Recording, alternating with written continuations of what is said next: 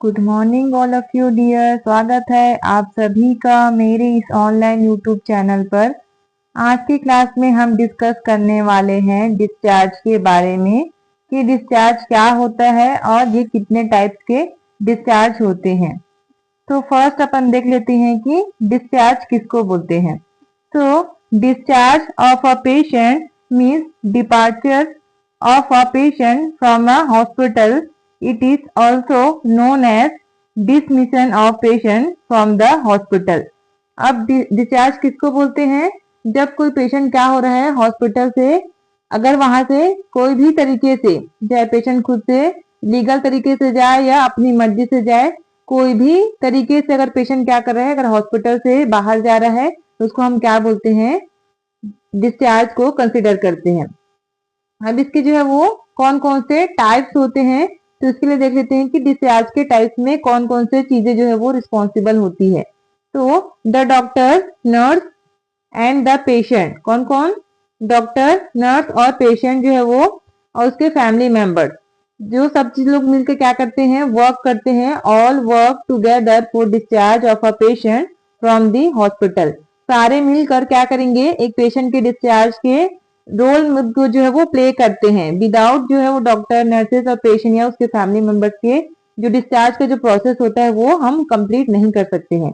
The type of discharge the patient should have depends on the conditions of the patient as well as the decision of the patient and family members. ये किसके ऊपर depend करता है कि patient क्या, जो patient है उसके फैमिली मेंबर्स का डिसीजन क्या है कि वो किस टाइप का डिस्चार्ज लेना चाहते हैं। इसके साथ साथ में पेशेंट का कंडीशन कैसा है, at the time of discharge patient जो है वो एबल है कि नहीं है घर जाने के लिए, उसका जो है वो ट्रीटमेंट कंप्लीट हो चुका है कि नहीं हुआ है, ये भी क्या करता है? एक फैक्टर है। इसके ऊपर डिपेंड करता है कि वो कौन सा टाइप का डिस्चार्ज लेना चाहते हैं। Next, there are a number of factors like patient conditions, emotional factors, financial factors, based on which the type of discharge is decided. The physician will give written order of discharge. इसके लिए क्या क्या चीजें जो है वो factor responsible है कि पेशेंट का पहला जो कंडीशन है, पहला फैक्टर क्या है कि पेशेंट का कंडीशन कैसा है, at the time of discharge patient जो है वो कम्प्लीटली रिकवर हो चुका है कि नहीं। सेकेंड चीज किसके ऊपर डिपेंड करता है? पेशेंट और उसके फैमिली के इमोशनल फैक्टर्स पे, कि पेशेंट और उसके फैमिली जो है वो एक पर्टिकुलर जिस हॉस्पिटल में उसने एडमिशन लिया है उस हॉस्पिटल में वो ट्रीटमेंट करवाना चाहते हैं कि नहीं, उनको उससे क्या है सेटिस्फेक्शन मिल रहा है कि नहीं, पेशेंट का प्रोग्रेस हो रहा है कि नहीं हो रहा है उस हॉस्पिटल में, इसके ऊपर डिपेंड करता है। और थर्ड जो है वो किसके ऊपर डिपेंड करता है डिस्चार्ज, कि पेशेंट और उसके फैमिली का फाइनेंशियल स्टेटस कैसा है, पेशेंट के पास जो है वो प्रॉपर जो है फाइनेंस है कि नहीं पेशेंट के ट्रीटमेंट करवाने के लिए। उसके पास अगर ट्रीटमेंट के लिए जो है वो कैश वगैरह अवेलेबल नहीं रहेगा तो वो जो है वो वहां से ट्रीटमेंट ना करवा के क्या ले लेगा, वहां से डिस्चार्ज जो है वो पेशेंट और उसके रिलेटिव जो है वो करवा सकते हैं। तो ये जो है वो मेन जो है वो तीन फैक्टर जो है वो उसके ऊपर बेस होता है कि हमारा टाइप ऑफ डिस्चार्ज कैसे होगा। पहला पेशेंट का कंडीशन वो कैसा है, दूसरा पेशेंट उसके फैमिली का इमोशनल जो है वो रिस्पॉन्स कैसा है ट्रीटमेंट और हॉस्पिटल के लिए, और थर्ड चीज पेशेंट का और उसके रिलेटिव का फाइनेंशियल स्टेटस कैसा है। इसके ऊपर ही क्या करेगा, हमारा डिपेंड करेगा कि कितने टाइप की जो है वो डिस्चार्ज पेशेंट ले सकते हैं। तो टाइप्स ऑफ डिस्चार्ज में फर्स्ट हमारा जो टाइप है डिस्चार्ज का क्या है? Plan discharge. फर्स्ट जो हमारा टाइप है वो क्या है? Plan discharge. सेकेंड टाइप है LAMA and third type is डामा।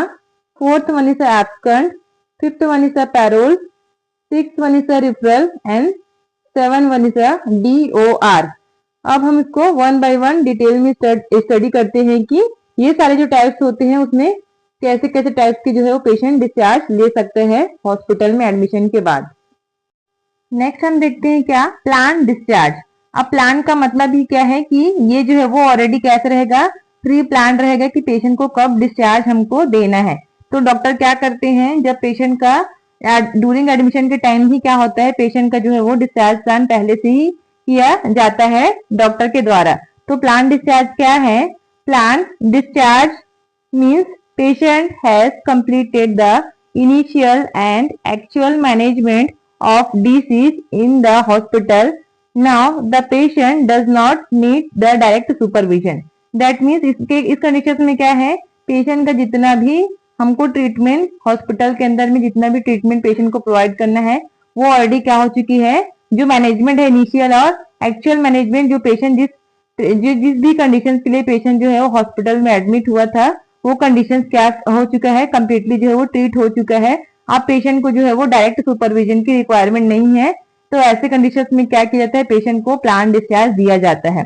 Plan discharge is done when patient's condition stabilise and patient is ready to go home. Patient का जो कंडीशन है at the time of hospital, patient को जो condition है वो unstable था, लेकिन अब प्लान डिस्चार्ज में क्या है, अब पेशेंट जो है वो पहले से रिकवर हो चुका है, पेशेंट जो है वो स्टेबल हो चुका है घर जाने के लिए। इस कंडीशन में जो है वो डॉक्टर क्या एडवाइस करते हैं, इसको प्लान डिस्चार्ज देते हैं। Next, the decision of the plan discharge is taken by the attending physicians और द कंसल्टेंट। ये किसके ऊपर जो है वो, ये कौन लेता है प्लान डिसीजन, तो प्लान डिसीजन जो है वो, प्लान डिस्चार्ज का डिसीजन जो है वो हमेशा जो ट्रीटिंग जो फिजिशियंस होते हैं, जो अटेंडिंग फिजिशियन, जो पेशेंट को ठीक करने वाले जो कंसल्टेंट होते हैं, वही क्या करेंगे, पेशेंट को कंडीशंस को देख के पेशेंट और उसके रिलेटिव को क्या देंगे, प्लान डिस्चार्ज के लिए आगे प्रोसीड करते हैं।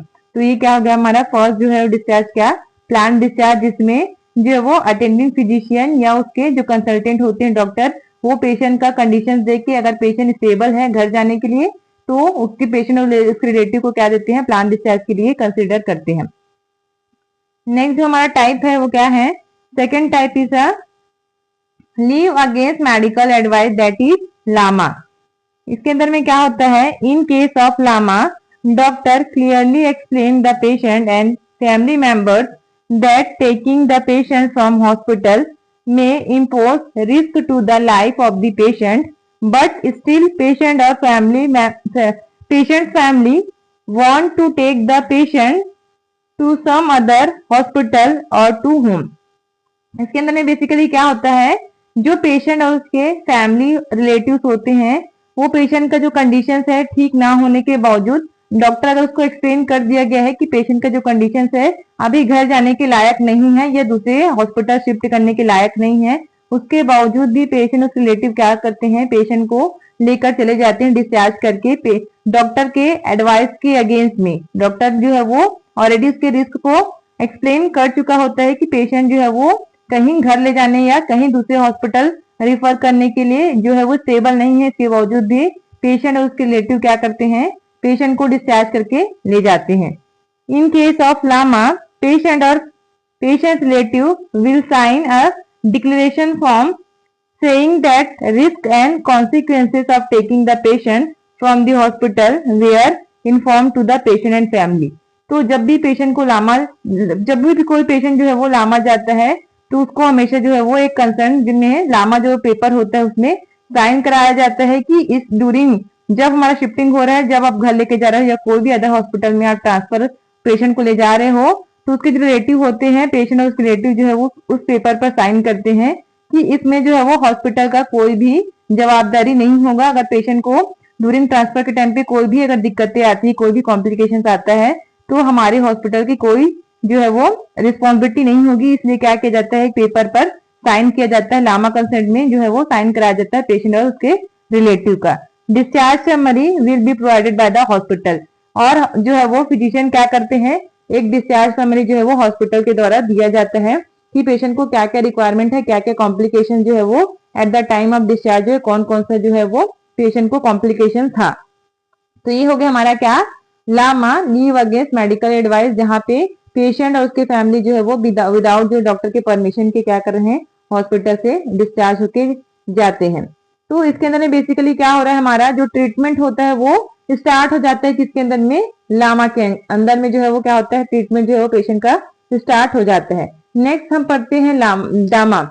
जो लामा और डामा जो है वो ऑलमोस्ट जो है वो इक्वल होते हैं। डामा का मतलब क्या होता है, डिस्चार्ज अगेंस्ट मेडिकल एडवाइस। तो डिस्चार्ज अगेंस्ट मेडिकल एडवाइस में क्या होता है, in which a patient choose to leave a hospital before the treating physician recommend discharge, problem for many physicians who treat hospitalized patient। तो डामा क्या है, जब हमारा जो ट्रीटिंग फिजिशियंस होते हैं या अटेंडिंग जो हमारे कंसल्टेंट होते हैं, उसने विदाउट जो है वो उसने परमिशन नहीं दिया है कि पेशेंट को हॉस्पिटल से लेकर जा सकते हैं, पेशेंट का जो कंडीशन है वो स्टेबल नहीं है, इसके बावजूद भी क्या करते हैं, पेशेंट या उसके रिलेटिव क्या करते हैं, गामा कंसेंट पे साइन करके जो है वो उसको पेशेंट को ले जाते हैं। अब लामा और डामा में दोनों में डिफरेंस क्या है कि दोनों के कंडीशंस में क्या हो रहे हैं, जो फिजिशियंस का जो ऑर्डर है उसको फॉलो ना करते हुए पेशेंट उसके रिलेटिव क्या कर रहे हैं, उसमें साइन करके हॉस्पिटल से जा रहे हैं। तो दोनों में बेसिक डिफरेंस ये है कि हमारा लामा के अंदर में, जो हमारा लामा होता है उसके अंदर में जो है वो ट्रीटमेंट, पेशेंट का जो ट्रीटमेंट होता है वो स्टार्ट हो जाता है, उसके बाद पेशेंट जो है वो हॉस्पिटल से जाता है विदाउट डॉक्टर प्रिस्क्रिप्शन के। सेकेंड थिंग हमारा क्या है, डामा। तो डामा के अंदर में जो है वो पेशेंट का जो ट्रीटमेंट है वो जस्ट पेशेंट एडमिशन हुआ रहता है, उसके बाद जो भी उनका रिक्वायरमेंट रहेगा, चाहे फाइनेंशियल स्टेटस अच्छा नहीं या जो भी रीजन उनका होगा, उसकी वजह से क्या है, पेशेंट का विदाउट ट्रीटमेंट से ही पेशेंट जो है वो एडमिशन तो कराता है, लेकिन उसका ट्रीटमेंट जो है वो स्टार्ट नहीं हुआ रहता और पेशेंट जो है वो हॉस्पिटल से चला जाता है। तो ये हो गया क्या हमारा डामा। इसके अंदर में भी जो है वो कंसेंट साइन कराया जाता है कि पेशेंट का जो भी आगे जो है वो ड्यूरिंग ट्रांसफर के टाइम पे पेशेंट का जो भी कंडीशन या जो भी उनको कॉम्प्लिकेशन होगा उसमें जो है वो हॉस्पिटल की कोई रिस्पॉन्सिबिलिटी नहीं होगी। नेक्स्ट क्या है हमारा, पैरोल। अब पैरोल का मीनिंग क्या है, parole is used in psychiatric hospital. Basically ये कहाँ पे यूज होता है, ये साइकेट्रिक हॉस्पिटल में यूज किया जाता है किसको, पैरोल डिस्चार्ज को। The patient can send to home for 2 to 3 or 4 days by the approval of psychiatrist in charge। तो जो हमारे साइकेट्रिक हॉस्पिटल्स होते हैं वहां पे जो साइकेट्रिक पेशेंट्स होते हैं उनको 2 से 3 दिन या 4 दिन के लिए जो है वो घर भेजा जाता है, किसके अप्रूवल से, जो वहाँ पे साइकेट्रिक इंचार्ज होते हैं उनके परमिशन से जो है वो पेशेंट को 2 से 3 दिन या 4 दिन के लिए घर भेजा जाता है। If the patient does not return after the parole, the discharge process should be done according to the hospital protocol और policy। अगर पेशेंट जो है वो जो साइकेट्रिक पेशेंट है वो अगर 2 से 3 या फिर 4 दिन के लिए जो है वो घर जा रहा है, उसके बाद अगर वो वापस नहीं आता है तो हॉस्पिटल के प्रोटोकॉल और पॉलिसी के अकॉर्डिंग जो है वो उसको डिस्चार्ज जो प्रोसेस जो है वो उसको कंप्लीट किया जाता है। तो पैरोल जो होता है हमेशा साइकेट्रिक हॉस्पिटल में यूज किया जाता है जहाँ पे 2 से 3 या 4 दिन के लिए पेशेंट को घर भेजा जाता है। नेक्स्ट हमारा क्या, एब्सकंड। एब्सकंड का मीनिंग होता है कि पेशेंट जो है वो क्या किया, विदाउट किसी को बताए, चाहे हॉस्पिटल हो, हॉस्पिटल के स्टाफ हो या हॉस्पिटल में डॉक्टर, किसी को भी बिना बताए जो है वो पेशेंट जो है वो चला जाता है। It means patient has gone from hospital without doctors और the staff knowledge. In case of abscond hospital does not know that patient has left. तो इस कंडीशन में क्या है, ना डॉक्टर को इन्फॉर्मेशन है ना स्टाफ के नॉलेज में है कि पेशेंट जो है वो कहाँ गया है। तो ऐसे जो है वो पेशेंट जो कि बिना डॉक्टर के बताए या फिर बिना स्टाफ के कांटेक्ट में आए उनको बताए कि हम हॉस्पिटल से जा रहे हैं, वो ऐसे ही बिना बताए क्या करते हैं, पेशेंट जो है वो हॉस्पिटल से चले जाते हैं। उसी को हम क्या बोलते हैं, एब्सकॉन्ड बोलते हैं। नेक्स्ट जो हमारा टाइप है क्या, रिफरल। रिफरल का मीनिंग क्या होता है, referral means shifting the patient to other unit और हॉस्पिटल फॉर फर्दर मैनेजमेंट। इसके अंदर में पेशेंट को जो है वो अलग दूसरे यूनिट में जो है वो या दूसरे हॉस्पिटल में फर्दर मैनेजमेंट के लिए शिफ्ट करना, उसी को हम क्या बोलते हैं, रिफरल बोला जाता है। और लास्ट जो हमारा डिस्चार्ज का टाइप है वो क्या है, DOR, discharge on request. In this type of discharge treatment is not complete but by taking the patient out of hospital. इसके अंदर में जो है वो ट्रीटमेंट जो है वो कंप्लीट नहीं हुआ है, लेकिन पेशेंट को क्या किया जा रहा है, हॉस्पिटल से ले जाते हैं। There is a no immediate danger to the life of the patient. इसके अंदर में जो है वो ट्रीटमेंट तो कंप्लीट नहीं हुआ है पेशेंट का, लेकिन पेशेंट जो है वो थोड़ा बहुत ठीक हो चुका है। जो डेंजर का जो सिचुएशन था, जो सिवियरिटी था, उससे जो है पेशेंट रिकवर हो चुका है, वो अब घर जा सकते हैं। उसको डायरेक्ट सुपरविजन की उतनी ज्यादा रिक्वायरमेंट है, लेकिन उतनी ज्यादा रिक्वायरमेंट नहीं कि पेशेंट को जो है वो आगे जो है वो डेंजर हो सके। तो ऐसे कंडीशंस में क्या करते हैं, जो पेशेंट और उसके रिलेटिव की रिक्वेस्ट पे कि हमको छुट्टी चाहिए करके अगर पेशेंट और रिलेटिव अगर चाहते हैं कि हमको घर जाना है, तो वो डॉक्टर क्या करते हैं, उनके रिक्वेस्ट पे डिस्चार्ज जो है वो कंसिडर कर देते हैं, लेकिन पेशेंट का जो ट्रीटमेंट है वो कंप्लीट नहीं होता है। तो ये सारे क्या हो गए हमारे टाइप्स ऑफ डिस्चार्ज। तो टाइप्स ऑफ डिस्चार्ज में हम लोगों ने क्या पढ़ा है, तो टाइप्स ऑफ डिस्चार्ज क्या है, तो फर्स्ट हमारा टाइप था क्या, प्लान डिस्चार्ज, जिसमें ऑलरेडी जो है वो डिस्चार्ज पहले से प्लान रहती है कि पेशेंट का कंडीशन अगर स्टेबल हो गया है तो डॉक्टर क्या करते हैं, ऑलरेडी पेशेंट का जब कंडीशन स्टेबल है तो पेशेंट घर जाने के लिए क्या है, रेडी है। इस कंडीशन में डॉक्टर क्या करते हैं, प्लान डिस्चार्ज कंसिडर करते हैं। नेक्स्ट हम लोगों ने पढ़ा है लामा। जहाँ पे डॉक्टर के बिना विदाउट द डॉक्टर के परमिशन के पेशेंट और रिलेटिव क्या कर रहे हैं, उनके अगेंस्ट जो है वो पेशेंट का सारा जो है वो कंडीशन एक्सप्लेन करने के बावजूद पेशेंट और रिलेटिव जो है वो डिस्चार्ज करा के घर जाना चाहते हैं। तो इसके लिए जो है वो लामा कंसेंट पे साइन कराया जाता है कि पेशेंट को आगे अगर कहीं ड्यूरिंग ट्रांसफर के टाइम पे कोई भी रिस्क होता है तो उसमें हॉस्पिटल की कोई रिस्पॉन्सिबिलिटी नहीं है। इसके साथ साथ में डिस्चार्ज समरी भी प्रोवाइड की जाती है। नेक्स्ट में हम लोगों ने पढ़ा है डामा। तो डामा के अंदर लामा और डामा में बेसिक डिफरेंस यही है कि लामा के अंदर में जो है वो ट्रीटमेंट पेशेंट का स्टार्ट हो जाता है, उसके बाद जो है वो डॉक्टर के बिना एडवाइस के जाता है। लेकिन जो डामा होता है उसमें ट्रीटमेंट जो है वो स्टार्ट नहीं होता, जस्ट पेशेंट का ओनली एडमिशन हुआ रहता है। एडमिशन के बाद जो है वो कोई भी ट्रीटमेंट स्टार्ट नहीं हुआ रहता है। उसके बाद अगर पेशेंट जाना चाहता है विदाउट डॉक्टर परमिशन के, उसको हम क्या कंसिडर करते हैं, डामा कंसिडर करते हैं। नेक्स्ट में हम लोगों ने पढ़ा है पैरोल। तो पैरोल जो है वो साइकेट्रिक पेशेंट के लिए यूज होता है साइकेट्रिक हॉस्पिटल में, जहाँ पे 2 से 3 या 4 दिन के लिए पेशेंट को घर भेजा जाता है। नेक्स्ट हम लोगों ने पढ़ा है क्या, एब्सकॉन्ड। एब्सकॉन्ड में जो है वो विदाउट किसी डॉक्टर की या नर्स को बताया या किसी हॉस्पिटल को बताया पेशेंट जो है वो हॉस्पिटल से चला जाता है। नेक्स्ट में हम लोगों ने पढ़ा है रिफरल। रिफरल का मतलब होता है शिफ्ट करना, एक यूनिट में या दूसरे हॉस्पिटल में शिफ्ट करने को ही क्या बोलते हैं, रिफरल बोला जाता है। और लास्ट में है DOR, डिस्चार्ज ऑन रिक्वेस्ट।